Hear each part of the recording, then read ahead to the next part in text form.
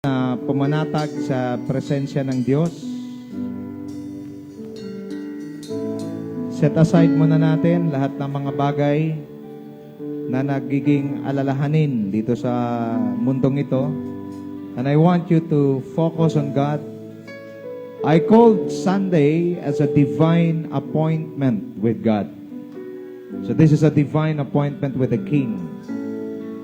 Imagine natin parang pinatawag tayo ng presidente ng Pilipinas sa Malacanang. And we are standing before Him. Nagkasalita siya sa atin. But today, nais kong sabihin, the one who invited us is none other than the King of Kings and the Lord of Lords. And we are standing before His presence. So behave. Behave tayo. Why? Because He has a wonderful message for all of us today. But before that, we will come to Him, we will worship Him. Nag-aral ako, tinignan ko, one of the major responsibility of a believer is to glorify God. And we are here to glorify His name, to exalt His name, to worship His name. That's the only reason why we are here. Parangalan natin si Lord, sambahin natin ang Panginoon. All the things of this world will pass away, sabi ng Bible, but the man who does the will of God shall live forever. This is God's will, na tayo ay sasamba, magpuri at magluwalhati ng kanyang dakilang pangalan. In a moment of silence, I want you to come before God, settle every issues in your hearts and your minds. I-settle natin lahat. Kung mayroong ihingi ng tawad sa Diyos, ihingi natin ng tawad. Kung mayroong mga dapat patawarin, patawarin natin. Because we cannot come and minister before God if we have something in our hearts, in our minds that is not acceptable and not pleasing before Him. In a moment of silence, let's just fix everything. Hallelujah.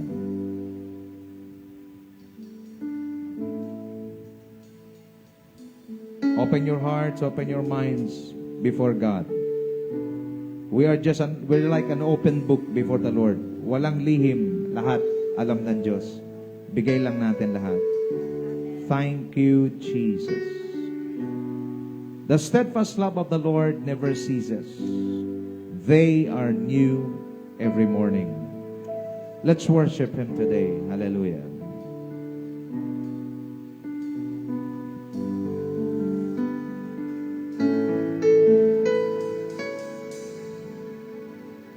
The steadfast love of the Lord never ceases. His mercies never come to an end. They are new every morning, new every morning. Great is thy faithfulness, O Lord. Great is thy faithfulness. One more time, let's sing to the Lord. The steadfast love of the Lord never ceases. His mercies never come to an end. They are new every morning. They are new every morning. They are new Every morning. Great is thy faithfulness. Great is thy faithfulness. Let us sing the steadfast love of the Lord. Hallelujah. Great is thy faithfulness. One more time. The steadfast love of the Lord. The steadfast love of the Lord. Let us celebrate the steadfast love of the Lord. His mercy. Mercies never come to an end. Let's declare it. They are new. They are new every morning. They are Every new. morning. Great is thy Great is faithfulness. thy faithfulness, O Lord. Great is thy faithfulness. Sing, they are new every morning. For they are new every morning. They are new every morning. Great is thy faithfulness. Declare it. Oh Lord, great is they are new every morning from the bottom of our hearts. For they are new. They are new. We love you, Lord. Great is thy faithfulness, Oh Lord. great is thy Awitin natin sa Tagalog. faithfulness. Pag-ibig ng Diyos. Pag-ibig mo ay hindi nagmamaliw. Ang awa mo ay walang. Yes! Ito'y laging sariwa sa bawat. Thank you, Lord! Katapatan mo Dakila! dakila. Hallelujah! Katapatan mo'y dakila. One more time, pag-ibig mo! Pag-ibig mo ay hindi nagmamaliw. Ang awa mo ay walang kapantay. Sabay-sabay! Ito'y laging sariwa bawat umaga. praise you, Lord. Katapatan mo'y dakila. Katapatan mo'y dakila. Ito'y laging sariwa. Ito'y laging sariwa sa bawat umaga. Katapatan mo'y dakila. Katapatan mo'y dakila. Mari ba natin itaas ang ating mga kamay sa Diyos? Lifting up of hands is a sign of surrender. In the world, surrender is defeat. But in the eyes of God, surrendering to Him is victory. So we lift up our hands to you, Lord, today. We surrender our lives, our will, everything in our lives. The word surrender is simply submitting yourself to the one who is above you. We surrender to a king that is merciful, loving. I sense in my spirit, some of you, mayroon kayong mabigat na pinagdadaanan. The Bible says, cast all your cares upon Him, for He cares for you. As we lift those holy hands, let the spirit of worship flow powerfully in this place. If you want to cry, if you want to pour out everything, just surrender. That is surrender, mga kapatid. Every day, there should be a surrender. We surrender ourselves to God daily.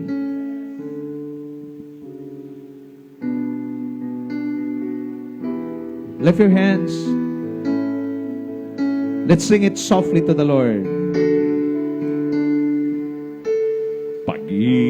Pag-ibig mo ay hindi nagmamali. Claim it personally. Ang awa mo ay walang kapantay. kapantay. Say it. Ito'y laging sariwa sa bawat umaga. Yes, Lord. Katapatan Mo'y dakila, katapatan mo'y dakila. One more time from the bottom of our hearts. Pag-ibig mo ay hindi. Imagine yourself standing before God, before the throne. Sing it to Him. Ang awa mo ay walang kapantay. Ito'y laging sariwa sa bawat umaga. Katapatan mo'y dakila, katapatan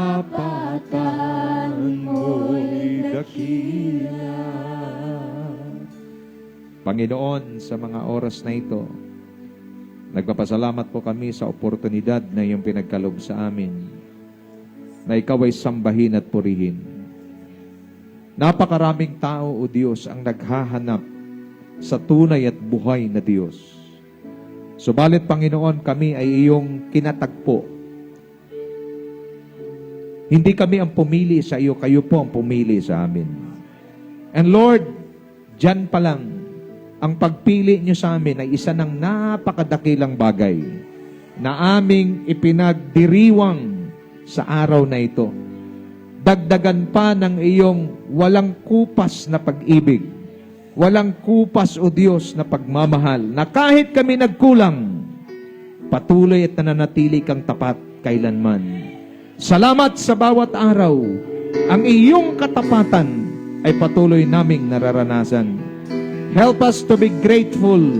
Help us to always remember your goodness and your mercy. Yes, Lord, life is hard, but God is good. Maraming salamat sa iyo namin ibinabalik ang pinakamataas na papuri, pagsamba at pagluwalhati sa makapangyarihang pangalan ng aming Panginoong Hesus. Ang lahat ay magsabi ng Amen and Amen and Amen. Yung pinakamalakas na palakpak para sa Diyos. Hallelujah. Praise the Lord. I believe this time around, ready na po yung mga puso natin para papurihan pa ang ating Panginoon. Amen po ba? Amen!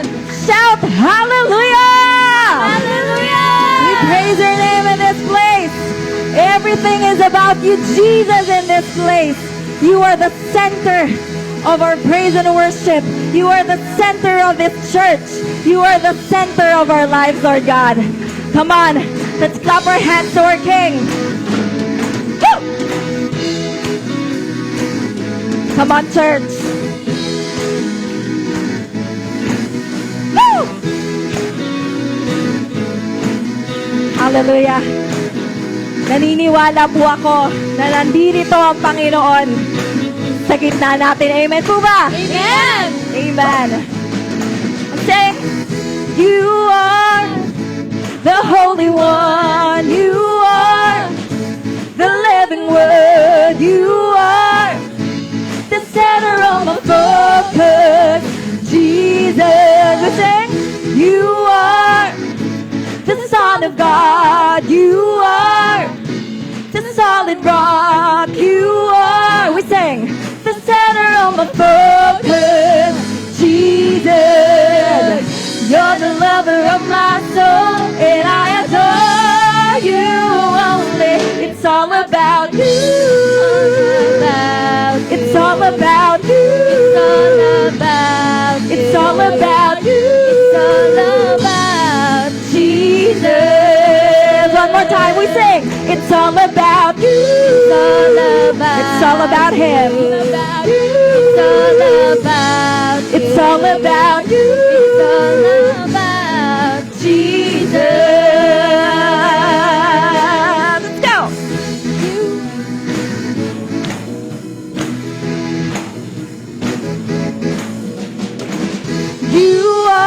declare, miraculous you are, supernatural you are, the center of my focus.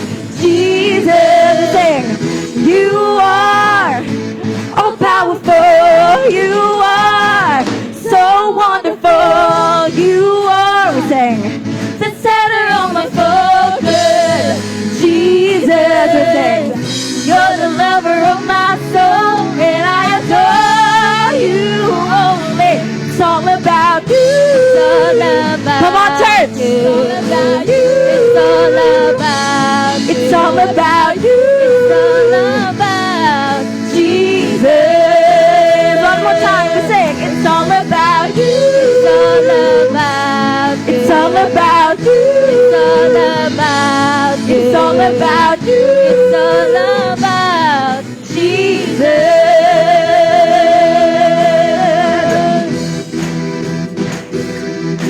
Because there is nobody else in this place and nobody else in our life like Jesus. Amen po ba? Amen. Amen. Hallelujah. We will sing this and declare this in our lives. Woo! We sing, nobody else. Nobody else. Nobody else. Because it's all about you. One more time, we sing. Nobody else. Come on, church, declare. Nobody else. Oh, oh, nobody else. Because it's all about you. Nobody else. Nobody else. Nobody else. Oh, oh, nobody else. Because it's all about you. Na na na na na na na na na na na na na na na na na na na na. We sing na na na na na na na na na na na na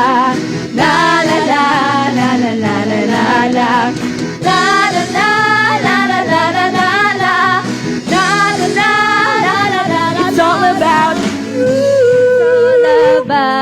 It's all about you. Come on, church. It's all about Jesus. It's all about Jesus.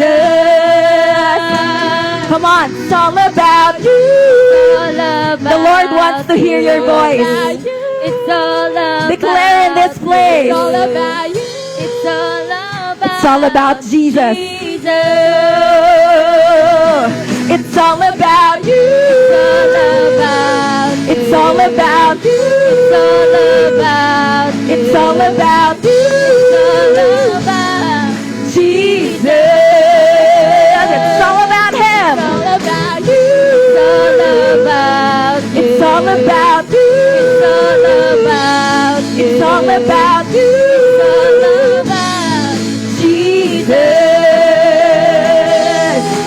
Jesus. Jesus.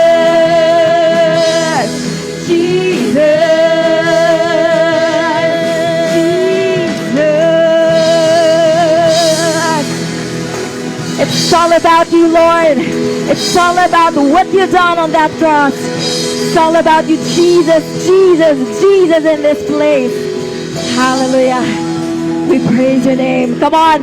Don't stop worshiping. Don't stop exalting the Lord on high in this place. Come on, church. Hallelujah.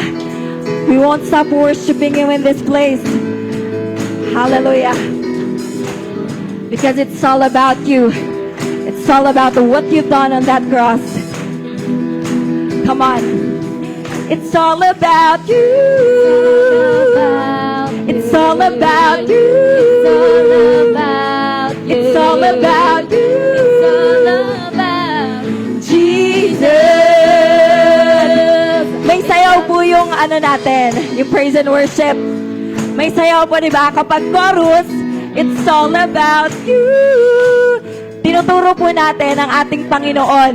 Hindi po kung sino man o kung ano man, but we choose to to lift our God in this place. Amen po ba? Amen. Handa na po ba kayong itaas ang pangalan ni Jesus sa lugar na ito?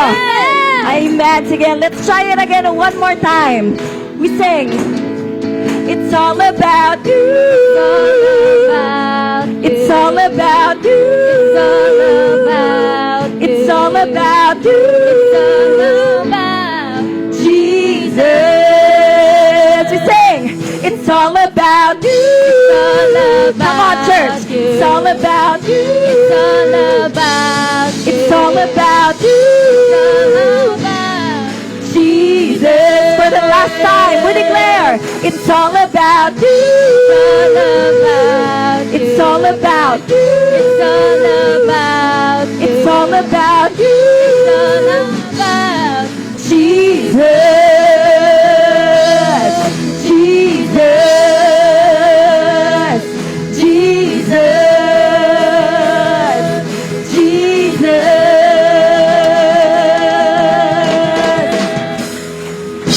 Hallelujah.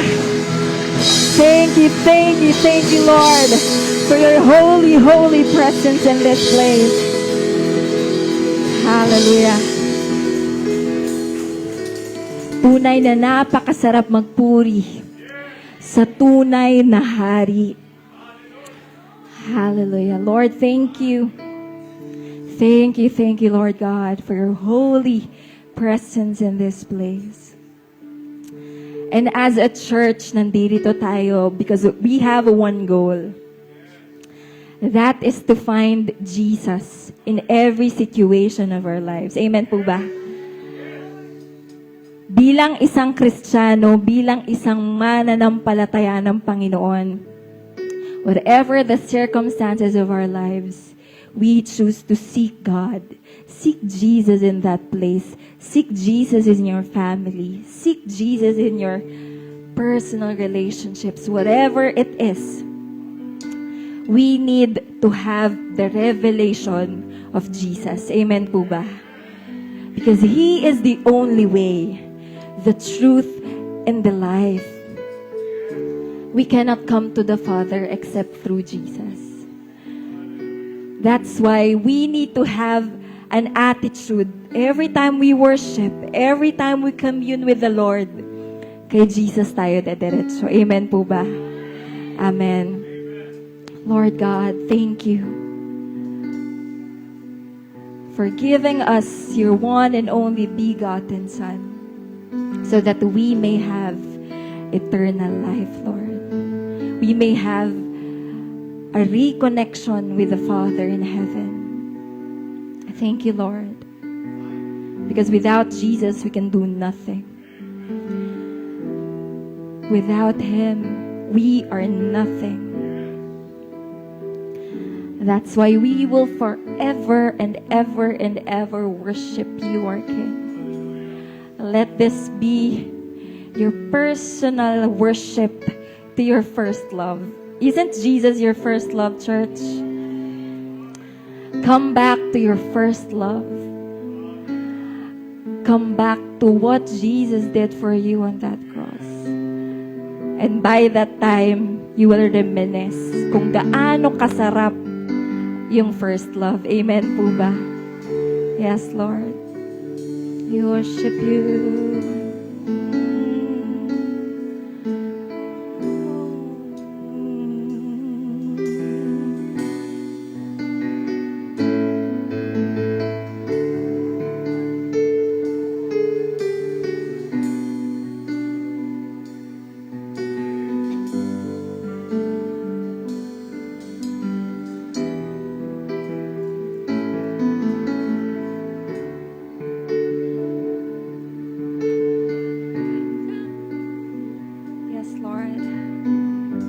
We will worship at your throne in this place.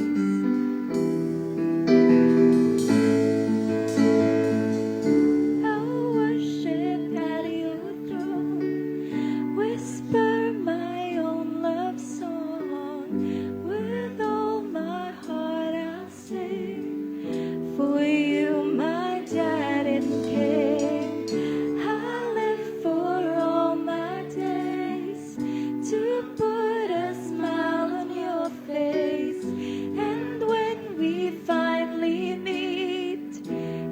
be for eternity. And oh, how wide you open up your arms when I need your love. How far you would come if ever I was lost. You said that all you feel for me is undying love. Then you showed me through the cross.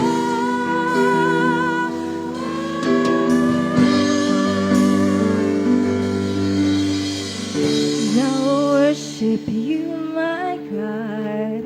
I'll worship you, my God. Come on, church. Declare your love. Forever I will sing. Forever I will be with you. Be with you.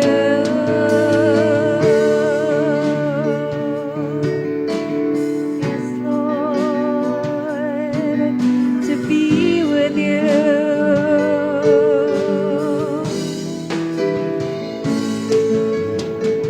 And I'll worship at your throne, whisper my own love song. With all my heart I sing, for you my dad and king.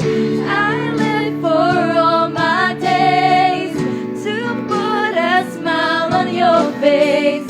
And when we finally meet, it'll be for eternity. And oh, how wide you open up your arms when I need your love.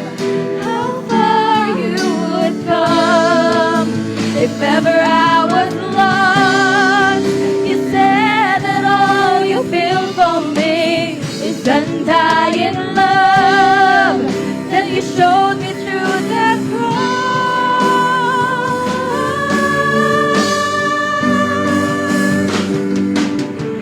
I'll worship you, my God. I'll worship you, my God. I love you. I love you. Forever I will sing. Forever I will be with you. Be with you.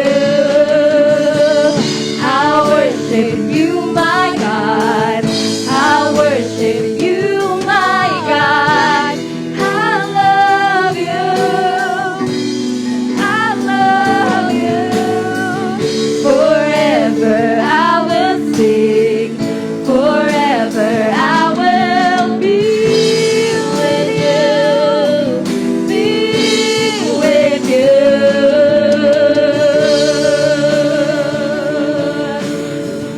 Yes, Lord, to be with you. Yes, Lord, we worship the one true King. We worship your holy name.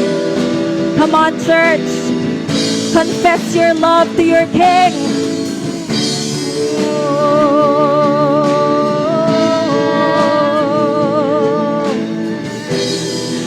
Yes, Lord.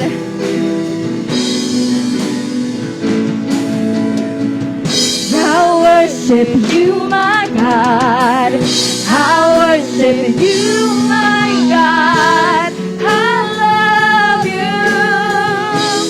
I love you. Forever I will sing. Forever I will be with you. Be with you. I'll worship you, my God. I'll worship you, my God. I love you. I love you. Forever I will sing. Forever I will be with you. Be with you. I'll worship worship you, my God. Come on, church. I worship you, my God. Because we love Him. I love you, and I love you. Forever I will sing. Forever we will be with you, Lord. Forever I will be with you. Be with you. For the last time we'll sing. I'll worship you, my God. With everything we've got. I worship you, my God. I love you, and I love you. Forever I will sing. Forever I will be with you. Be with you.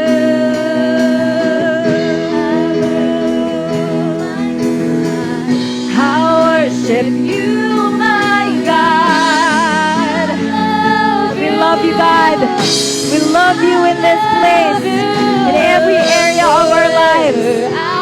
Forever we will worship. We will decide to be with you, Lord. With you. I'll worship you, my God. I'll worship you, my God. I love you. I love you. Forever I will sing. Forever I will be with you. Be with you.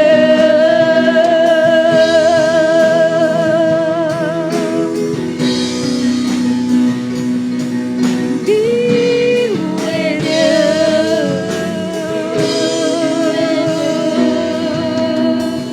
Yes, Lord.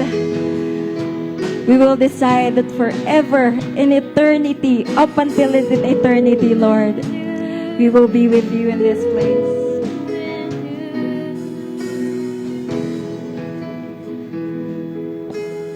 Hallelujah. The reason we live is to worship the Lord. He is the giver of life. Every year, the air that we breathe comes from Him. The strength from the top of our head down to the sole of our feet, it belongs to the Lord. We are His people. As that we are His people, we belong to Him. We worship you, Lord. We glorify your name. We magnify your name. Today, thank you for the wonderful opportunity that you've given us to worship. And today, we bring back all the glory, all the honor, the praise, the power, the majesty. For you alone deserves, no one else. We exalt your name, Father God. We glorify your name, Lord Jesus Christ. And we thank you for your presence in our lives, Holy Spirit. To you alone the glory, both now and forevermore. In Jesus' most powerful name, all the blessed people of God declare, Amen and Amen and Amen. Hallelujah.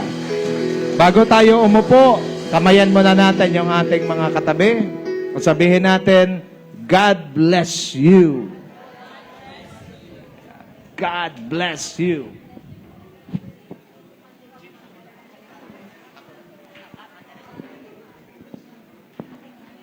Okay, pwedeng umikot. Puntahan niyo muna yung iba. God bless you. Yes. God bless you. Praise God. Praise God. Okay. Praise the Lord.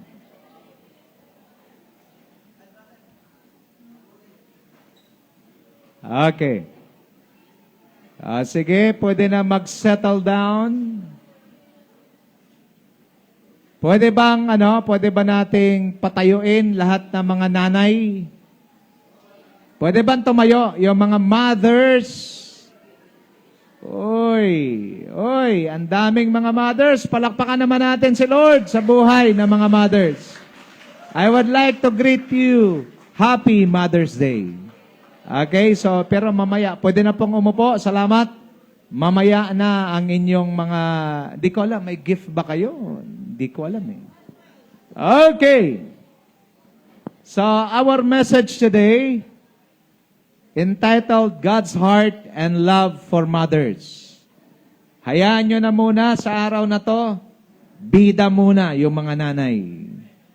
Pero tingnan natin kung bida nga ba talaga. Siyempre, si Lord lang ang bida sa kalagitnaan. Now, I would like to share with you today the heart and the love of God for mothers.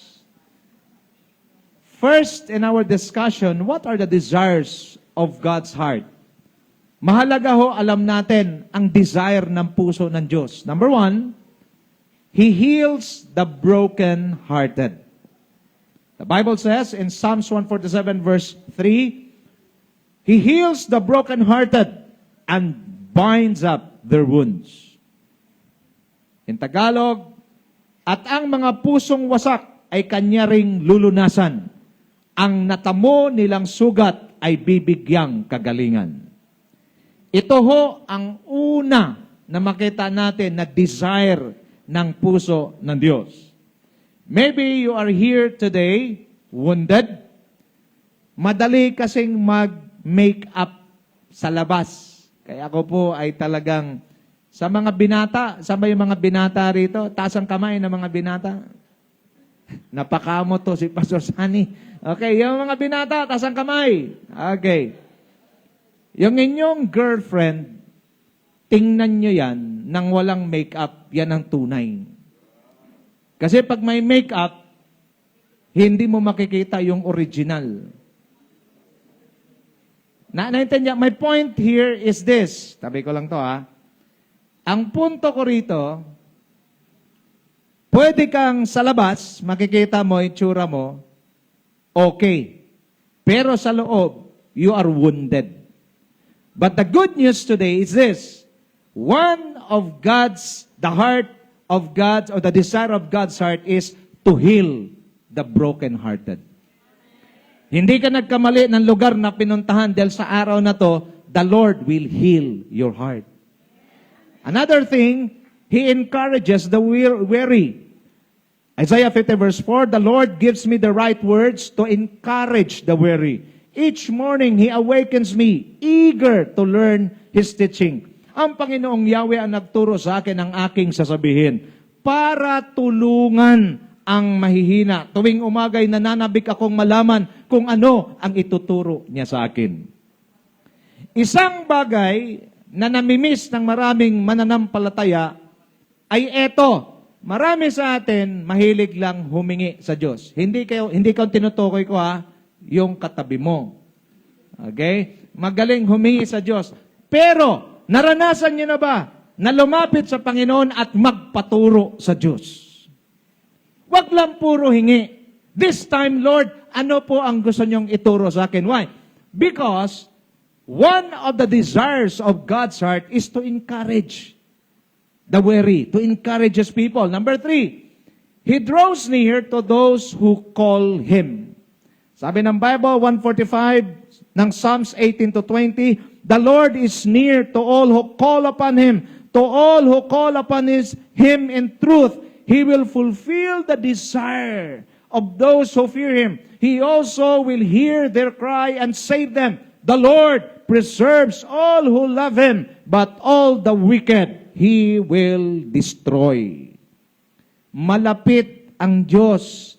Gusto ng Diyos lumapit. Gusto ng Panginoon malapit siya sa mga taong sino? Na tumatawag sa Kanya. Pero, listen carefully, yung tumatawag sa Kanya, hindi lang ng may pangangailangan. Maraming tumatawag sa Diyos pag may kailangan lang. Pag nasagot ng pangangailangan, nakalimutan ng Diyos. Pakitanong yung katabi mo, alam kong hindi ikaw yon, di ba? Yung bang tatawagin si Lord? Si Lord sa iba parang bangko. Bakit bangko, Pastor? Si pag walang pera, Lord. Yung iba naman, si Lord parang hospital. Pag may sakit lang, si Lord tinatawag. Yung iba, mas malala, ginagawang security guard si Lord. Lord, alis kami, pakibantayan yung bahay. May paki naman. Kapatid, si Lord ay hindi hospital, si Lord ay hindi bangko, hindi lalot security guard. Si Lord ay Diyos. Amen? So lumalapit siya. Kanino? Sa mga tumatawag sa Kanya. Tumawag ka na ba sa Diyos? Ulitin ko, yung pagtawag sa Diyos, hindi lang may pangailangan. May pangangailangan o wala, may sakit o wala, tumatawag tayo sa Panginoon. Now, God's heart and love for mothers. I'll be sharing with you 3 mothers. Number 1, the widow at 9. From a hopeless widow to a joyful mother. Simulan natin. Luke 7:11-15 it says, Soon afterward, Jesus went to a town called Nain, and his disciples and a large crowd went along with him. As he approached the town gate, a dead person was being carried out, the only son of his mother, and she was a widow. And a large crowd from the town was with her. When the Lord saw her, his heart went out to her and said, Don't cry. Then he went up and touched the bear. They were carrying him on, and the bearer stood still. He said, Young man, I say to you, get up. The dead man sat up and began to talk, and Jesus gave him back to his mother. Gusto ko pong maintindihan natin, ang senaryo dito, patay na yung anak nung widow. Sa Israel before, pag widow, isa yan sa tinuturo ng Diyos, alagaan nyo sila. Bakit? Kasi ang mga babae noon sa kultura ng Israel, sila talaga ay hindi talaga yung, kumbaga, sila ay umaasa lang sa kanilang asawa. This time, namatay na yung asawa niya, so widow na siya, mayroon siyang kaisa-isang anak na binata. Ang problema, yung kaisa-isang anak niyang binata, na kaisa-isang pag-asa niya, namatay din. You see, habang papunta sila doon sa libingan, kasi idadalhin na sa huling hantungan, nakita ni Kristo yung iyak nung nanay. Bakit? Magkahalo yon sa pangangulila sa kanyang anak. Alam ko kayo ang shock absorber sa pamilya. Lahat ng problema ng tatay at mga anak, kayo ay tahimik lang na tinatanggap ang lahat ng ito. But I want you to understand, nung makita ng Panginoon, gusto ko pa maintindihan niyo ito mga kapatid, walang pagtitiis at sakit sa damdamin na hindi ng Diyos nakikita. Nakita ng Panginoon, magtataka ako, pastor, sa dami ng tao, napansin ni Lord yung widow, umiiyak. Kaya sabi ng Panginoon, tinigil. Gusto kong i-picture ninyo yung senaryo. Dala-dala siya, maraming sumasama at pinatigil ng Panginoon. At ang sabi, tigil. So tumigil yung mga nagbubuhat nung kabaong. At ang sabi niya, hinawakan niya at ang sabi niya, Young man, I say to you, get up. The dead man sat up and began to talk. And Jesus gave him back to his mother. Ano pang ating maunawaan dito? Mothers, keep trusting and serving God because they believe that God is able to raise dead hope. Walang patay na pag-asa. Pag sa Diyos mo dinala, kahit patay na pag-asa, muling mabubuhay. Mari ba natin palakpakan ang Panginoon? Pangalawa, God is able to provide solutions during hopeless situations. Never think na wala ng pag-asa. There is always hope in God. God is able to restore broken relationship. Mga kapatid, kung titingnan natin yung relasyon ng dalawa, putol na patay na But God is good. Palagi ko sinasabi, life is hard. Yes, life is hard, but God is good. Mari mo bang sabihin sa katabi mo, life is hard, but God is good. Okay? He transforms stubborn children. Mga nanay, Kinakausap ko yung mga nanay.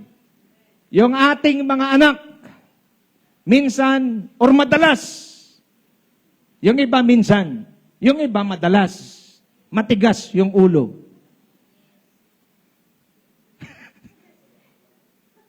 Parang isa lang nag-yes, yung iba, ang babait siguro ng mga anak nyo lahat. Ulitin ko lang ha. Keep serving, keep trusting the Lord. Why? Because God is able to transform your children.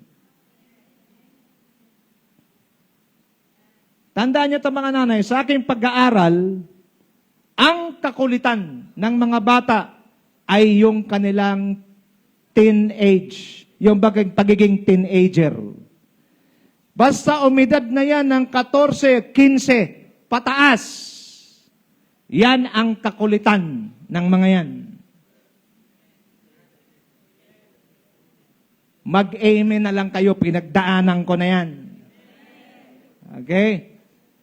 Hanggang 18, 19, pagtungtong ng 20 niyan, tsaka pala tumino ang tornilyo ng utak niyan. Kaya dapat ang nanay, ang tatay palaging may dalang panghigpit. Kasi lumuluwag ang tornilyo ng mga yan. Do you understand? So ngayon, nag-gets yun na, kayong mga nanay, bakit tong anak ko na to, ang liit pa, ang bait-bait, ngayon, tinamaan na ng kung ano-ano. But don't worry, because God is able, capable, powerful to transform stubborn children. Okay?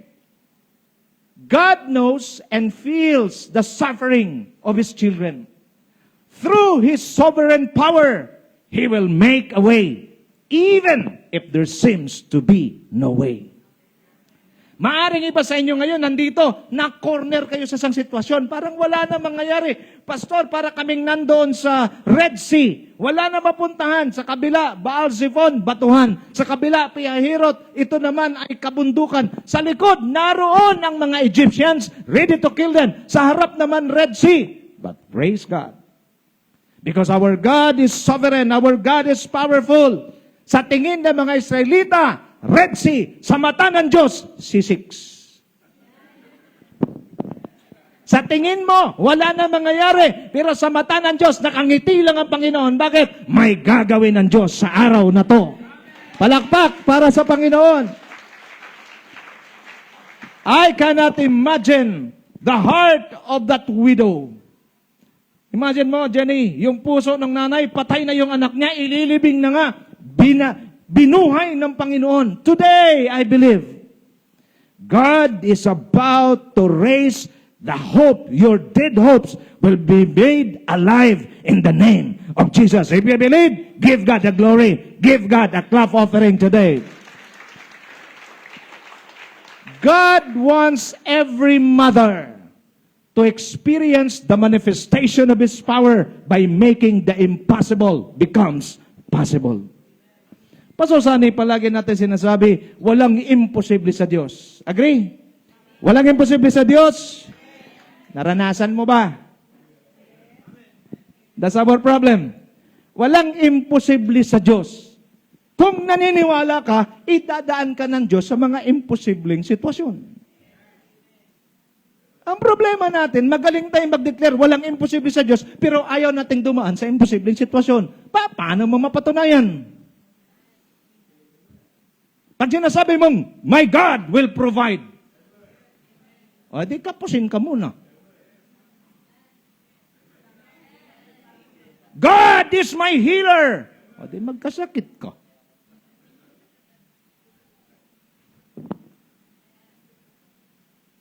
Nagreklamo ka, napakaraming hugasan. Silang ibig sabihin yan, marami kayong pagkain. Kasi kung walang pagkain, walang hugasan. Do you understand it now? Luke 18:27, it says, Jesus replied, what is impossible with man is possible with God. That is why wala dapat tayong kinakatakutan, wala tayong pinapangambahan. Ano man ang mangyari, mangyari kung mangyari, as long as I am in the presence of God, everything is possible with God. Yung mga palakpak na yan parang kulang, kapus. Kayo naman na magbasa, malakas, Jeremiah 32 verse 27, sa pinakamalakas, 1, 2, read. Malakas! Ano man ang pinagdadaanan natin, walang bagay na mahirap sa Diyos. Kayang-kaya ng Panginoon. Kaya nga, relax ka lang. Pagkasabi sa katabi mo, don't worry. Be happy. Yan lang ang buhay. Kahit na anong isip mo sa problema, di naman nagbabago. May problema ka, inisip mo. Buti ko habang iniisip mo, nagbago. Ang problema, na-stress ka pa. Sinabi na nga ng Diyos walang bagay na mahirap sa akin. Di ipasa. Di natin nag-gets yun. Ipasa Diyos. Huwag niyo kasing bilisan. Ipasa Diyos. Bagalan mo, Ma'am Marlene. Bagalan mo. Ipasa sa Diyos. Ipasa. Binilisan mo ipasa Diyos. Hindi mo tuloy naintindihan. Parang ari-arian. Ang building nito ay ari-arian. Naintindihan niyo ba? Kaya nga sa maliit kayo, nung maliit naglalaro kayo, bahayan. Kasi hindi tunay na bahay. Ganon din sa positions. Ari-arian mo lang yan kasi mayroon tunay na may-ari. Tapos ang problema ka sa ari-arian mo, hindi na may kamay-ari, siya naman. Ano ka lang? Pagkasabi sa katabi mo, manager. Clear? Clear. Let's look at the Canaanite mother. From rejection to celebration. Leaving that place, Jesus withdrew to the region of Tyre and Sidon. A Canaanite woman from the vicinity came to him, crying out, Lord, Son of David, have mercy on me. My daughter is demon-possessed and suffering terribly. Jesus did not answer a word. So his disciples came to him and urged him. Watch me now. Yung babae humingi ng tulong sa Panginoon, nag-quote pa siya, Jesus, Son of David, have mercy on me. Ang masaklap, eto, Jesus did not answer a word. Si Lord pala minsan, tahimik.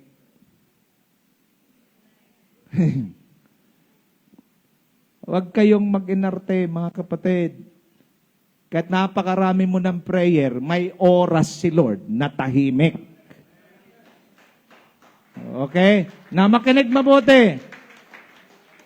Brother Jason, yung ating mga asawang lalaki, bigyan kayo ng tip.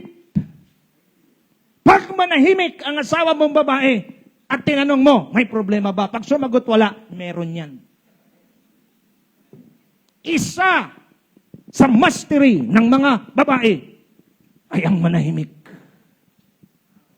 Kaya pag ang asawa mo, pag yan ay nanahimik, mag-isip ka na kung ano ang nagawa mong pagkakamali.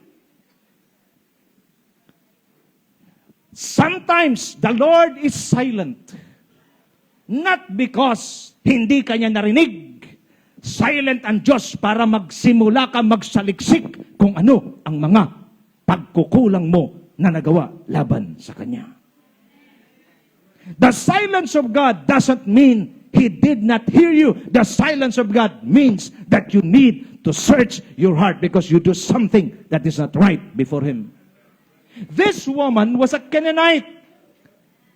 Canaanite woman to. Hindi to worshiper. Worshiper ng mga Diyos-Diyosan ito.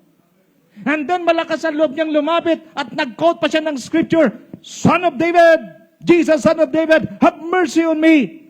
Jesus did not answer a word. Because pag manahimik ang Diyos, ibig sabihin, saliksikin mo, anak, ang puso mo, ang motibo mo, ang buhay mo. Bakit? Kasi hindi kailanman ang Diyos mag-approve ng isang puso na wala sa katinuan at hindi na mabuhay sa katuwiran. Sabi ng mga disciples, send her away, for she keeps crying out after us. He answered.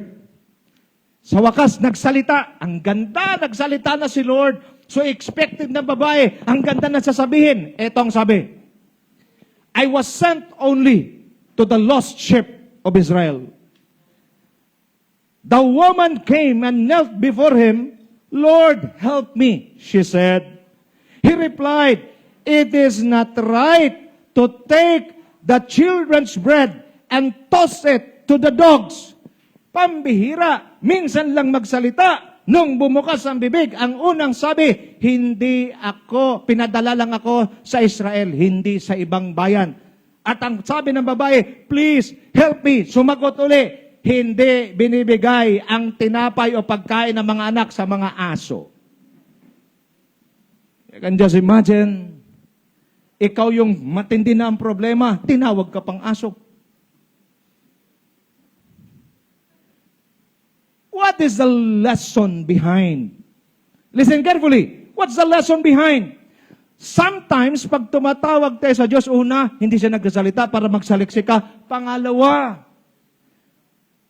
laging tandaan ang salita ng Diyos, hindi puro magaganda.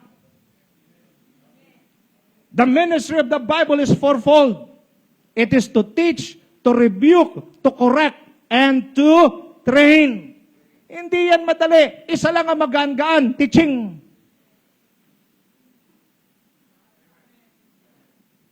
%75% ng Biblia ay offending. Pagkasabi sa katabi mo, offending. Kaya pag kayo umaten ng ganitong gawain, huwag kayo mag-expect ng... Clear? Dapat pag-uwi mo, may tama ka. Si pag wala kang tama, isa lang ibig sabihin, may tama ka talaga. Malinaw? The Word of God will offend you. Yung mga reminder na ganito, iba sa atin, hindi na nagpipray. Mag-pray man 3 times. Almusal, tanghalian, tsaka hapunan. Hindi prayer ang tawag dyan, ritual. Iba sa inyo, hindi na nagbabasa ng Bible. Hindi kayong tinutukoy ko. Yung katabi mo. Nagets? Now, look at this. Yes. Sumagot ang babae, yes, it is, Lord. She said, even the dogs eat the crumbs that fall from their master's table. Then Jesus said, woman, you have great faith. Your request is granted. And her daughter was healed at that moment. Demon-possessed ang kanyang anak. Pinahirapan ng demonyo. At dito gusto ko pong maintindihan natin. Sabi niya, hindi binibigay ang pagkain sa mga anak lang binibigay, hindi sa mga aso. Sumagot ang babae na nakakapag-impress na-impress ang Panginoon. Ang sabi niya, Lord, ang mga aso man ay tumatanggap at nakakain ng mga mumo ng crumbs sa ilalim ng table. Ano ang ibig sabihin? Ang sabi ng babae, ako may nagkakamali, ako may hindi mananampalataya, pero naniniwala ako, Panginoon, kahit tilamsik ng iyong biyaya, pag ito'y akin natanggap, sapat na para gumaling ang aking anak.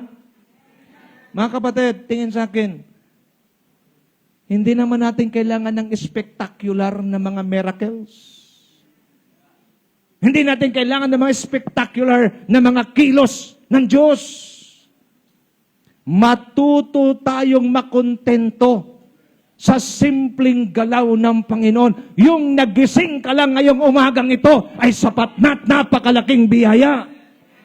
Ano ngayon kung may milyones ka, naka-oxygen ka naman? Pakicheck ngayong katabi mo, may catheter, wala. Yung makapag-CR ka lang ng malaya, napakalaking bagay na eh. Pero tayo, iba. Ang hinahanap natin, yung bago yung phone, nakakotse ako, magandang kalalagayan ko. No, it's not. Sabi ng Bible, kung may kinakain ka at buhay ka, makontento ka. Malinaw? Okay. Check tayo today ha. Mag-check tayo today. kayo ba ay talagang nagpapasalamat sa Diyos ng buong puso nung magising ka tong araw na to? Huwag kayong magsinungaling, ha? Yung bang ganito ka ba pagising? Lord, salamat. Buhay pa ako. Ganon ka ba? O gumising ka kaninang umaga sa cellphone ko? Andiyan ka, kapatid? Look at this. Her child was demon-possessed. She was distressed and suffered as she witnessed the condition of her child. She saw how the devil tormented her child. This is the heart of a mother. Mga nanay, saludo talaga ako sa inyo. Bakit? Ang mga nanay, ganito kung pwede ako na lang ang magtiis, wag lang ang mga anak ko. Agree? Yan ang mga nanay. Pero yung mga pinagtiisan mo, mga anak, hallelujah. Praise God. Mothers, the only answer to all your needs and problem is God and God alone. Mga nanay, in-encourage ko kayo to. There's po tayo magkakamali. Saan tayo pupunta? Kay kumari, kay kumpadre, kung saan? No! Come to God. Unahin nating puntahan ng Diyos. Huwag kayong magsawang manalangin. Pastor, parang wala na nangyayari. Ikaw lang may isip niyan. Bakit? Every time you pray, God heard your prayer. And every time God heard your prayer, He already answered your prayer. May nakakatawang kwento, Pastor Sani. Isang babae, masipag mag-pray. Araw-araw nag-pray, lumuluhod, nagkakalyo na yung kanyang tuhod sa kaluluhod. Isang araw, Eliza, sabi niya, wala naman nangyayari. Kwento lang ito, pero may lesson. Wala naman nangyayari. Sabi niya, Brother, yes, wala nangyayari. Ayoko na nga mag-pray. Yung time pala na yun, inutusan na ng Diyos yung anghel. Ibigay mo na yung prayer niya. So, dala na ng anghel. Biglang tumalikod. Sabi ng anghel, oh, wow. Gets nyo? Kung kailan kayo nag-isip na umayaw, baka yun na yung araw na ibibigay ng Diyos, yung prayer mo. Wala namang mawawala. Kung nag-pray ako ngayon, walang sagot, hindi pa niya will. Anong gagawin ko? Sino ba nangangailangan? Ikaw o siya? Ikaw pala Tiis ka. Dahil hindi ka ng Diyos paghihintayin nang wala kang maaasahan. Kung hindi pa binigay, baka kulang pa pananampalataya. Pag hindi pa binigay, baka reklamador ka pa. Para kayo mga inosente. Lahat naman nagreklamo, magsabi ng amen. Oh, at least may gusto ko yung mga honest Mothers, what God wants from you is your determination and unwavering faith. I believe mothers, they're passionate, determined, at unwavering yung kanilang pananampalataya. Just like this woman. Alam niya wala na makapagpagaling sa anak niya. At alam niya si Kristo na lang. Nilapitan niya. At kahit na tinataboy siya, kahit hindi siya pinapakinggan, nagpapatuloy siya. Determinado. Watch me now. Minsan ang hinahanap ng Diyos sa atin, hindi lang naman yung ating presensya. Tinitingnan ng Diyos kung determinado ka. Tinitingnan ng Diyos kung yung pananampalataya mo talagang tunay. At pag nakita ng Panginoon, ulitin ko, walang mahirap sa Kanya. Kaya niyang ibigay at tugunan ang pangailangan. Mothers, do not give up. Be faithful to God. Nag-gets nyo ba yan? Hindi faithful, Faithful. Ibig sabihin, full of faith. The Bible says, we live by faith, not by sight. What you see is not the reality, but what you believe according to the Word of God, that's the truth. Malinaw? Para mas clear. The world today experienced recession. That is the fact. That's the fact. That's what you see. But the truth is, our economy is in heaven. What is the enemy of faith? The enemy of faith is not fear or doubt. The enemy of faith are the things that we see. Kaya wag kayong, pag ano nakikita mo ngayon, sir, hindi yan ang totoo. Clear? I have no money today. It's not true. I'm sick today. No, it's not. I am healed. Kaya, tama yung sinasabi, your present situation is not your final destination. The best from God is yet to come. Ang tanong, determinado ka ba? I remember this one, di natin banggitin kasi election bukas eh. Mahirap na eh, naka-live eh. So, ibig sabihin, siya ay walang-wala. Pero nagpunyagi, determinado. Ano nangyari? He became an 8th division world champion. Determinado eh. Walang taong mahirap kung determinadong magtrabaho. Kaya sabi ng iba, nagawa ko lang po ito dahil walang-wala. Tamad ka lang eh. Pag determinado ka at may pananampalataya ka pa, imposibleng hindi kikilos ang Diyos. Number 3, the revelation is God wants every mother to experience the deliverance of their family against all the works and attacks of the enemy. A godly and faithful mother is a fighter and protector of her family. She will do everything to push the enemy out of her territory, no matter what the cost. Mga nanay, kayo po ang inaasahan ng Panginoon para palayasin ang lahat ng gawa ng kaaway sa inyong pamilya. Let's look at another woman in the Bible. Her name was Bathsheba. From a helpless victim to an honored victor. As I study the Bible, gusto ko pong i-clear sa inyo ito ha. Hindi inakit ni Bathsheba si David. Clear yan ha? Kasi ina-accuse si Bathsheba ng iba. Hindi ho si Bathsheba. Kasalanan ba ni Bathsheba kung maligo lang siya? Now watch me now. Bathsheba was a victim. There is a place for us to let go and let God.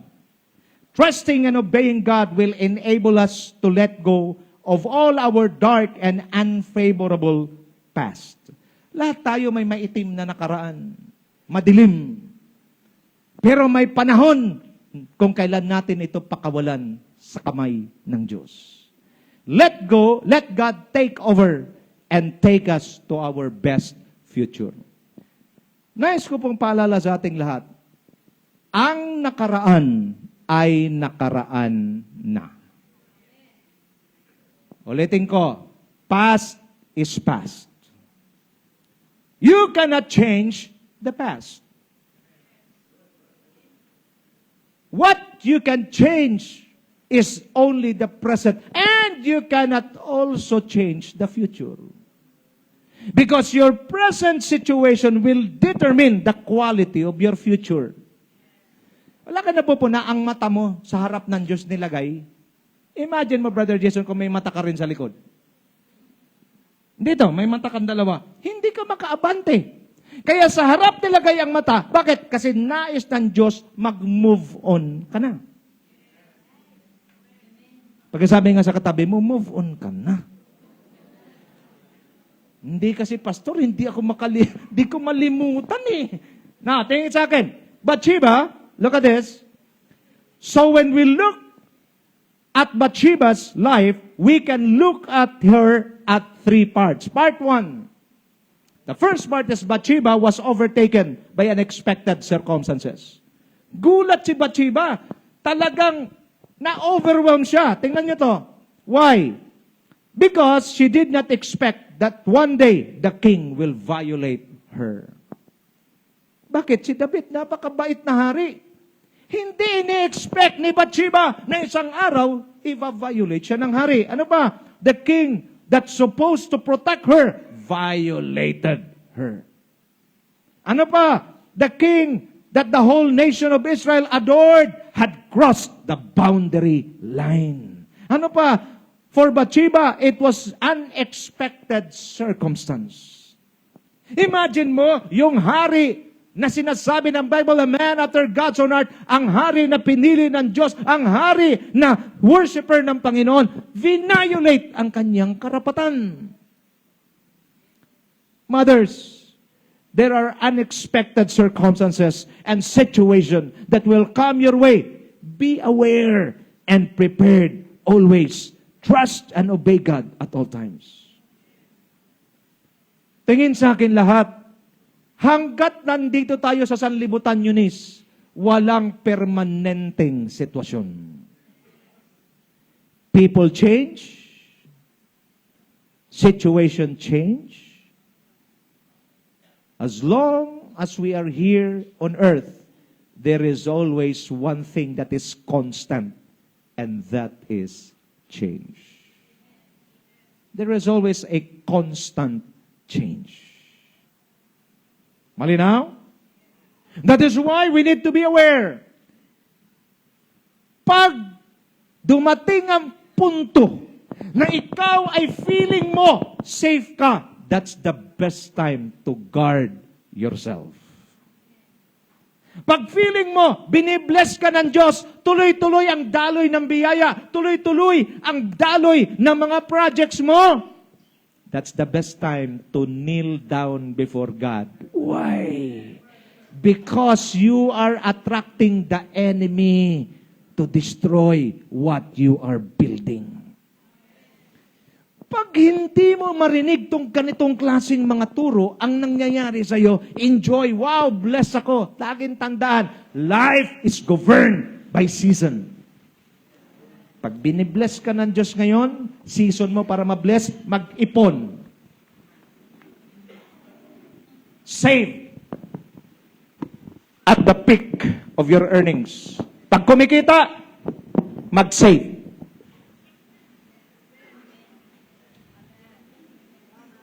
Because season is governing lives. Not all people who are dear to you will be faithful to you. Parang nangalungkot kayo sa katotohanan ito. Why?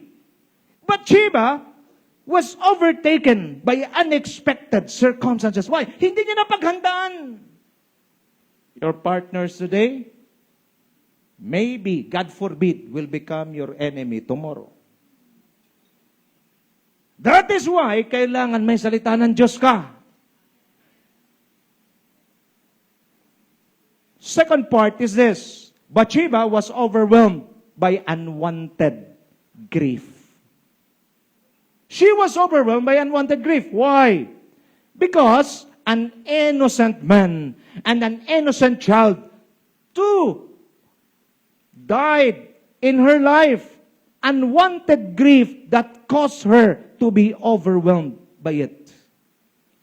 Namatay ang kanyang asawang napaka-faithful na sundalo ni David, si Uriah. Namatay pa yung kanyang anak sa kanyang sinapupunan. Dalawang matinding tama na kung saan nag-overwhelm sa kanya. Unwanted grief. Dalawang pinakamahalagang tao sa buhay mo, patay pareho. Then God gave her Solomon and anointed him to be the next king. Watch me now. Kung mayroong nawala sa atin na inalaw ng Diyos, tandaan ninyo, may ipapalit ang Diyos higit sa iyong nawala. Alam ng Diyos paano palitan yan. Alam ko, may kinakausap si Lord dito, may nawala sa iyo, nalungkot ka, pero dahil ikaw ay nagpatuloy sa paglilingkod sa Panginoon, papalitan ng Diyos higit sa nawala sa iyo. If you believe in that, clap your hands and shout, Hallelujah! Ibinigay ng Diyos si Solomon at inanoint ng Panginoon to be the next king. So in other words, the mandate God was given to this woman was to raise up the next king. Nawalan. Siya po ay nalapastangan ni David at namatay ang kanyang mahal na asawa. Namatay din ang kanyang anak sa kanyang sinapupunan. Lumaki na ito, namatay. Pero ang Diyos marunong mag-comfort. Mothers, God knows how to comfort you. Maaring mabigat ang pinagdadaanan mo, pero ang Diyos marunong mag-comfort. One day, He will give you your Solomon. One day, He will give you the comfort that is beyond all the hurts na iyong naranasan ngayon. She was not a powerless victim. From a powerless victim, she became the powerful Queen Mother. Pastor, saan mo nakuha yan? Nasa Bible ba yan? Teka lang, panoorin niyo to. Look at this. King Solomon honored her, bowed before her, and gave her a throne to sit on. Grabe, no? Gumawa si Solomon. Parang iba sa inyo, parang magkaiba tayong Bible. Nabasa ko yan. Binigyan siya ni Solomon ng sariling trono. Pakitanong katabi mo, ngayon mo lang alam. Pakitanong. Ngayon mo. Di ba ang hari may trono? Magkaintindihan. Ang hari may trono. Pero, inisip ni Solomon ito, binigyan niya ng separate na trono yung nanay niya. Sabi ng mga nanay, sana all. Mga anak, yun din dapat ang ginagawa mo sa nanay mo. Pastor, pakita mo yung verse. Saglit. King Solomon honored her. Alam niyo ba tuwing dumarating si Bathsheba, ang haring Solomon nagbabow down sa kanya. Mga anak, hindi ko mo may trabaho na kayo. Mga anak, hindi ko mo mas matatalino na kayo. Mga anak, kahit walang pinag-aralan magulang nyo, tandaan ninyo, yung respect, yung honor, hindi dapat nawala. This verse, pinakita ng Diyos sa pamamagitan ni Solomon, naglagay siya ng separate na throne para sa kanyang nanay at tuwing dumarating ang nanay niya, nagbabow down ang greatest king ng Israel. Di ko mo mayroon ka ng narating. May dating ka na. Wala kang dating sa Lord. Mari sa tao may dating ka. Yung iba kasi mga anak, pag may dating na tsaka may datong, iba na yung dating. Solomon was already a king, adored by Israel. The greatest, the wisest man is Solomon. Pero pinakita ni Solomon, naglagay siya ng trono. Iba siya, inip na. No? Pakita ko na nga. Ayan o. 1 Kings 2:19. When Bathsheba went to King Solomon to speak to him for Adonijah, the king stood up and met her, bowed down to her, and sat down on his throne. He had a throne brought for the king's mother. And she sat down at his right hand. Saan nakaupo si nanay? Sa right hand. Anong ibig sabihin? Pag sinasabing right hand, it speaks of power. Hindi niya si nanay isinantabi. Hindi katulad ng pinakita niya, hari na siya. Pero sinabi niya, yung nanay ko ang dahilan kung bakit nakaupo ako rito. Kasi kung wala siya, wala rin ako. Mga anak, kahit gaano na marating mo, balikan mo pa rin ang mga magulang mo. Kasi kung wala sila, wala ka. This verse is so powerful. Ngayon ko lang nakita, 2 trono. Pero hindi inagaw ni Bathsheba yung trono ng anak niya.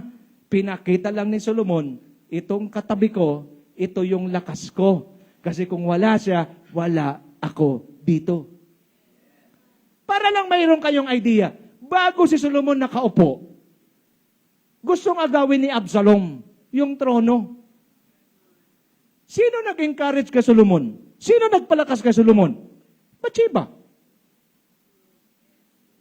Kaya nang makaupo si Solomon, gawan nyo na sariling trono nanay ko. Iupo nyo sa kanan ko. Tuwing makikita nyo si Solomon, palagi nyo nakikita nanay niya.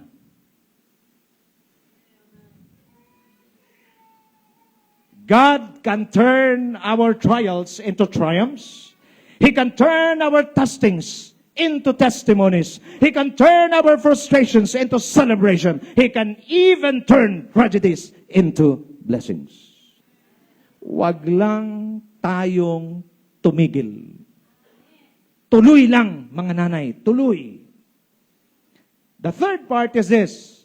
Bathsheba was overshadowed by an undeserved grace. Look at this. What God gave to this woman was the place in the highest honor. Why? Because even the king bowed down to her. God gave her the opportunity to become one of the ancestors in the lineage of Jesus.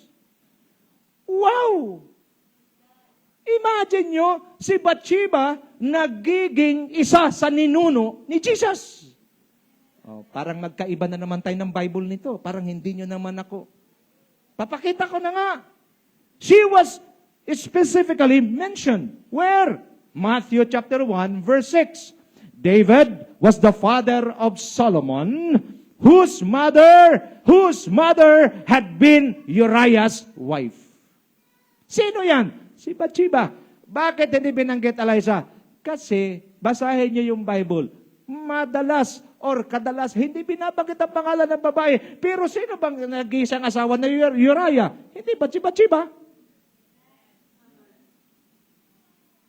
This woman who became a victim became an honored victor. Why? Binigyan siya ng Diyos ng pagkakataon na na siya ay magiging ancestor ng lineage ng Panginoong Jesucristo. Kapatid, nanay.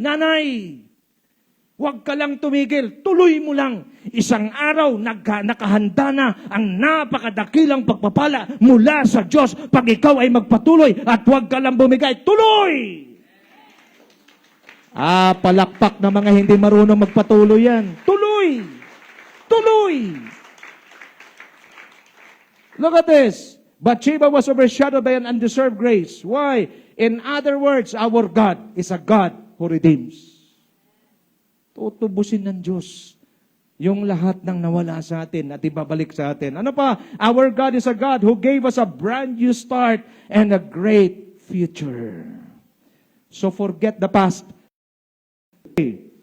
To witness and experience the impossible becomes possible. Ulitin ko, hindi mo, Miko, masasabi na God can do the impossible kung hindi ka mailagay sa imposibleng kalalagayan. To receive the deliverance of the Lord, God will deliver you where you are right now. Kung naroon ka sa isang madilim at mahirap na kalalagayan, palalayain ka ng Diyos dyan. To experience God's favor and intervention in all our situation. God is in control. Now, praise God. Alam ko, nakangiti na kayong lahat. Salamat, Pastor. Conclusion na.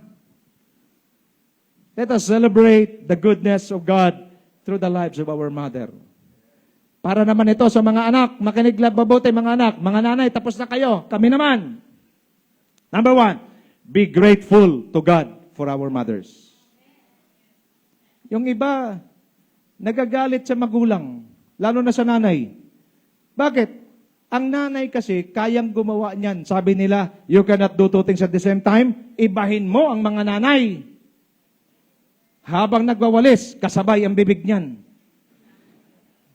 Tanghali na, hindi pa rin kayo nagigising. Grabe naman, tulog yan o para mantika. Pero tuloy yan, habang nagkukuskus yan. Ano? Gising na ba yung mga mga palamunin? Mothers can do multitasking. But again, be grateful to God for our mothers. Ako po'y nagsasalita mula sa puso. Wala na akong nanay. Yung nanay ko, maalala ko palagi. Konting kwento lang. Pag kumakain kami, kasi marami ho kami, 6 ho kami magkakapatid. Alam niya ako nagtatrabaho. Tinatabihan niya ako ng ulam. Minsan nasisikwat pa nung kapatid ko yung tinabi. Pero nakita ko yung nanay ko, bakit mahusay ko mag-tuck-in? Nanay ko nagturo kung paano mag-tuck-in. Dala-dala ko ito hanggang ngayon. What's my point? Lahat. Yung nanay ko, bumibili na. Anong punto ko rito? Salamat sa nanay ko. Pangalawa, ito ho, honor and obey our parents in the Lord. Sabi ng Bible, Children, obey your parents in the Lord. For this is ang tama sa mata ng Diyos ay ang sundin mo ang mga magulang mo. Ulitin natin ha. Maganda ito eh. Ulitin natin ha. Children, obey your parents in the Lord. Hindi ng Lord tinuldukan doon. Tinuloy. For this is right. Bakit sinabi ng Diyos yan? Kasi darating ang panahon. Ang mga anak mo, lalaki, pag lumaki sila, mas edukado sa iyo, mas magaling sa teknolohiya. Kaya there's a big tendency that they will no longer obey you. Nay, tay, yung alam mo, obsolete na. Iba na ang panahon ngayon. High-tech na ngayon. Pero lagi niyang tandaan, pwede kayong maging magaling sa teknolohiya, pero hindi nyo kayang talunin ang eksperyensya. Kaya nilagay ng Lord, for this is right. Honor your father and mother, which is the first commandment with promise, that it may be well with you and you may live long on earth. Dalawa ang pangako sa pagsunod sa Diyos, prosperity at saka long life. Kaya ako po'y naiiyak na sa mga kabataan na pasaway sa magulang. I can almost prophesy, sigurado na, Pastor Sani, pag hindi sumunod sa magulang, iiksi buhay. I remembered 4 teenagers, itinakas yung kotse ng tatay niya. Kinuha yung susi. 4 na teenagers, 14, 16, basta teenagers, nag-drive. Itinakas yung kotse. Bumangga ngayon sa isang truck. Patay silang lahat. Tama. Bakit? Sumuway. Di umiksi. Kung hindi ka mamamatay, may pangalawa pa. Ano yung pangalawa? Maghihirap ka. At wala pa ako nakitang anak ng pasaway na naging successful. Naging successful man yan, pero katakot-takot na stress bago niya makuha yung kanyang blessing. Bakit magpaka-stress ka kung mayroon naman paraan na madali?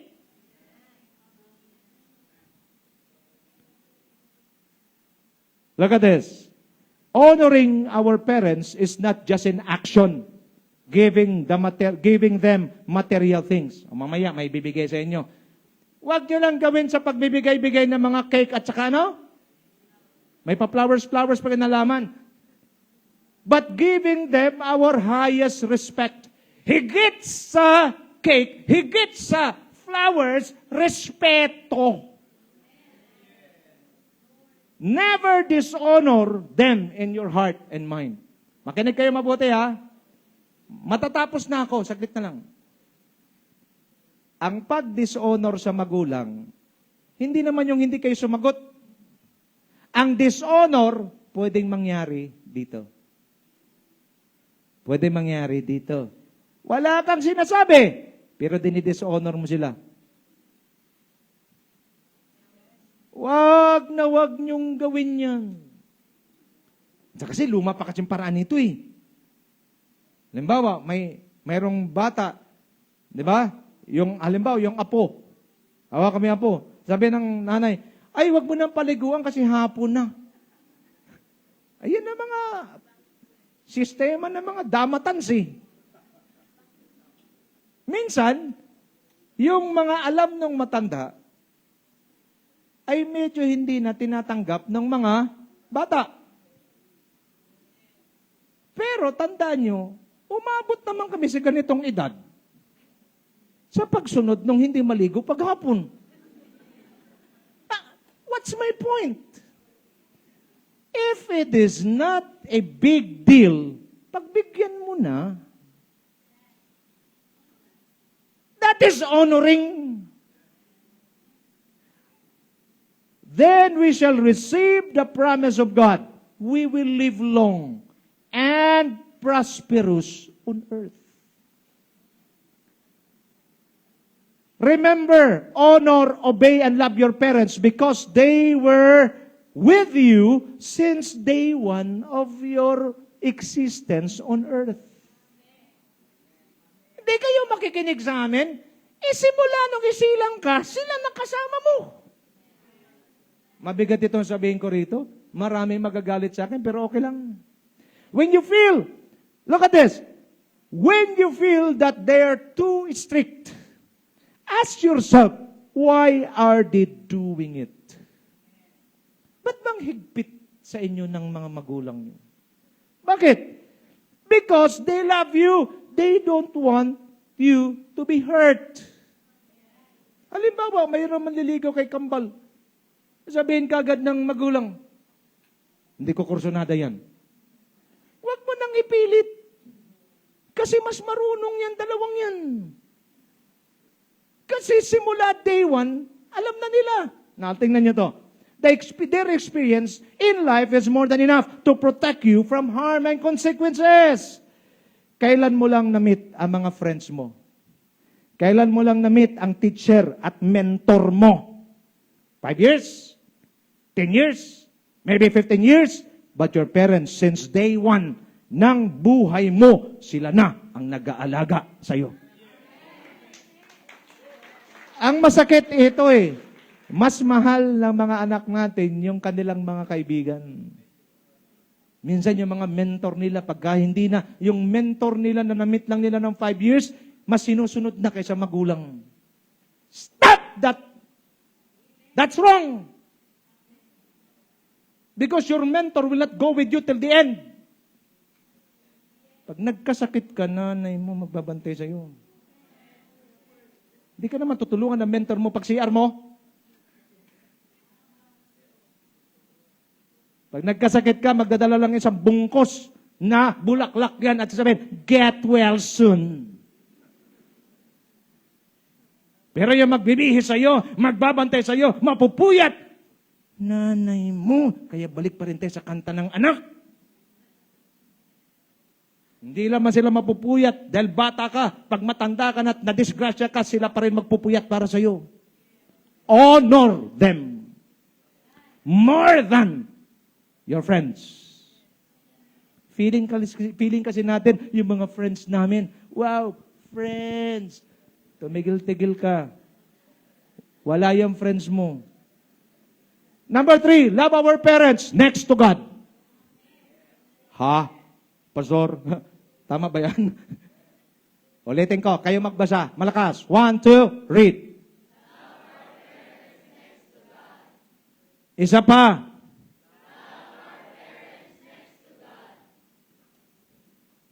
Siguro din naman mahirap intindihin, ano? Mahalin mo ang mga magulang mo, pangalawa sa Diyos. Pastor, mapangahas yan, paano pag may asawa na ako? Siyempre, mas mahalin mo asawa mo kasi mga magulang mo, kasi kaisa mo na yan. Pero kayong dalawa mag-asawa, mahalin nyo pa rin ang mga magulang nyo, pangalawa sa Diyos.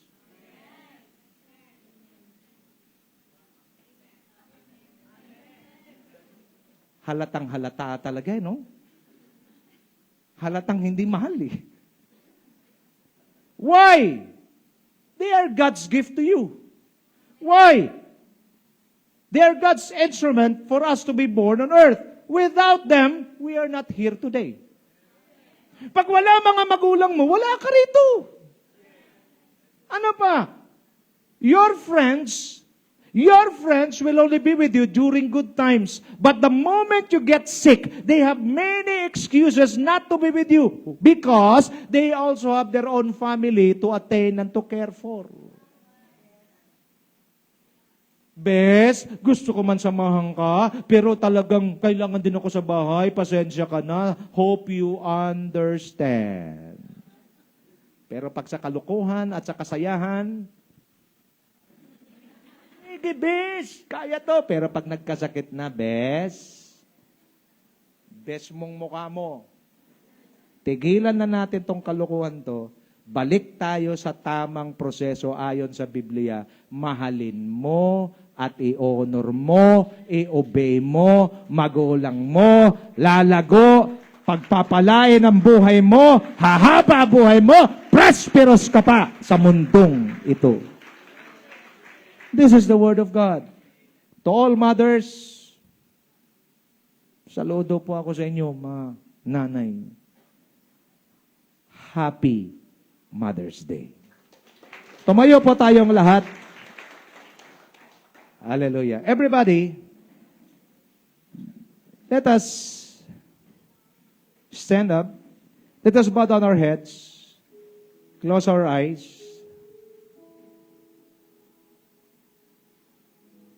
Lahat tayo may nanay. Lahat tayo may mga magulang. Una kong kakausapin, yung mga later, mga generations. Kasi ng edad ko pataas. Kung buhay pa yung iyong mga magulang, have you honored them?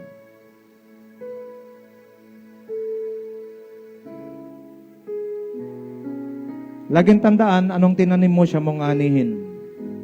Kung hindi ka marunong mag-honor at sumunod sa magulang mo, yan din ang gagawin ng mga anak mo sa iyo.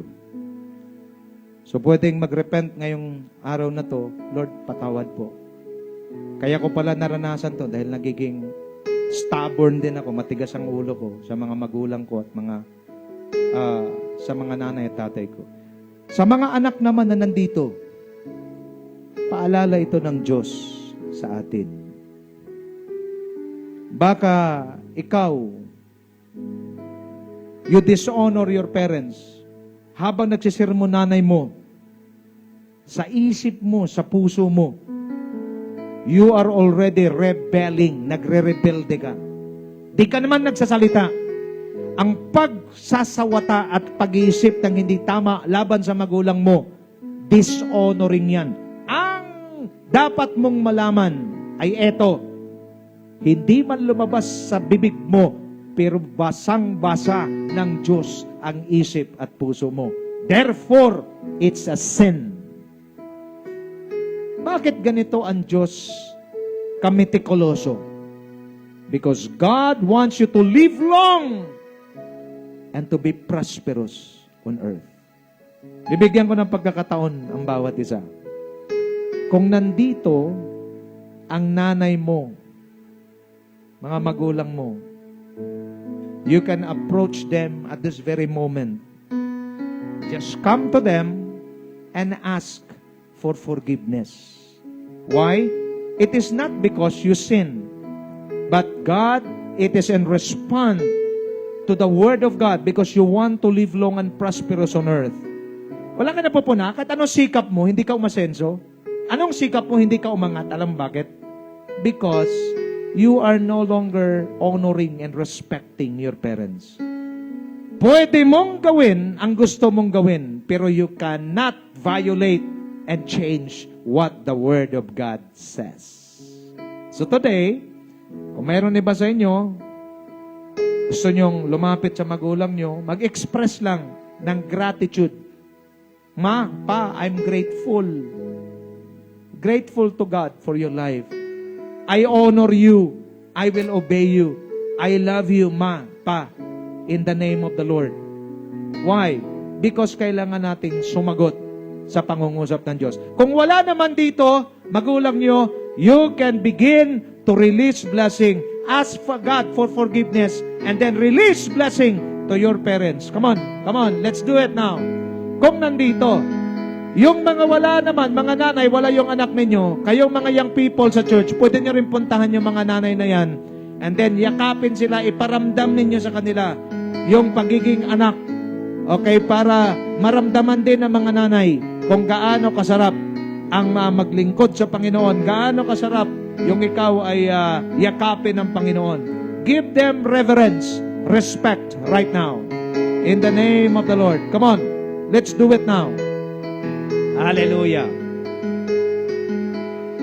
Sige ho. Kailangan humingi ng tawad. Kailangan iparamdam, I'm grateful to the Lord that you are my mother and my father. I will honor you, not just in action, not just in word, but in my spirit, in my heart and my mind. I will love you as how God loves me. That kind of love, nay, tay, mama, papa, daddy, mommy, whatever, ipaparamdam ko rin sa inyo. I will honor you beginning today. In the name of the Lord, for the glory of God, I will honor you, my mother, my father, mama, papa, I will honor you in the name of the Lord. Lahat ho ay nagsisimula sa loob, from the inside out, not from the outside in. Okay, I'll give you time. Pag okay na ho, let us come to the Lord in prayer. Sa mga wala dito, you can message your mother, father, pagkatapos ng service. I'm grateful to God. I'm grateful to the Lord. I will honor you. I will obey you. I love you next to God. Just express. Bakit? Ako po ay masyadong emotional sa araw na ito because I've lost both my mother and my father. I am now orphan when it comes to biological parents. May mga pagkakataon na ako po'y kumakaharap na mabigat na problema. Gusto kong makipag-uusap. Marami akong kaibigang pastor. Pero iba pa rin ang payo ng magulang. Iba pa rin yung taong kasama mo day one ng buhay mo, ng existence mo sa mundo, kaysa ibang tao. Ang problema ko, wala na.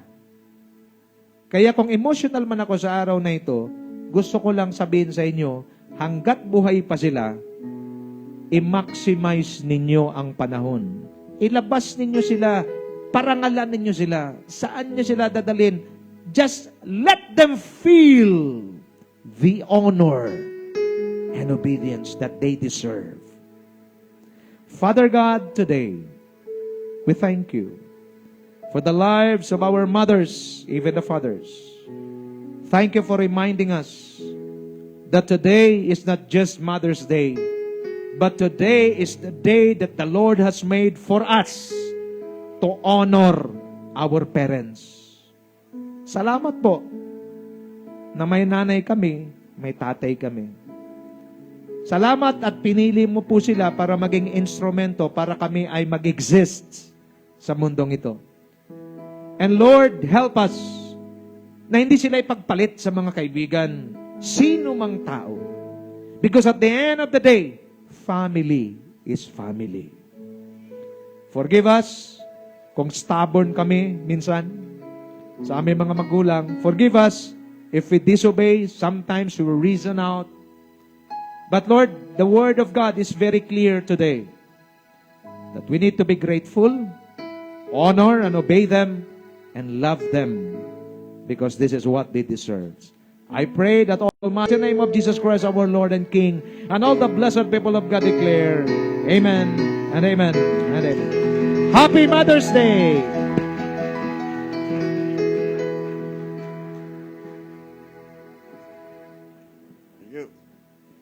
Are you blessed? Amen. Alam nyo, lahat ng mga mothers na nandito ay isang malaking blessing. No? Kasi parang ano yan parang, alam nyo ba yung, ang tawag doon yung poultry, yung farm ng mga manok. Ang manok, ang nangingitlog yung mga babae. Sa mundong ito, dumadami ang tao dahil sa mga magulang, sa babae.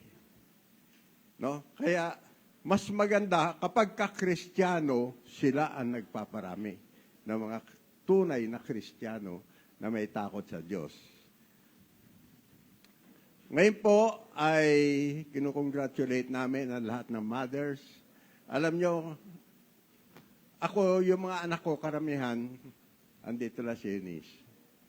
Pero yung mga kasamahan namin sa church, na parang mga anak ko rin.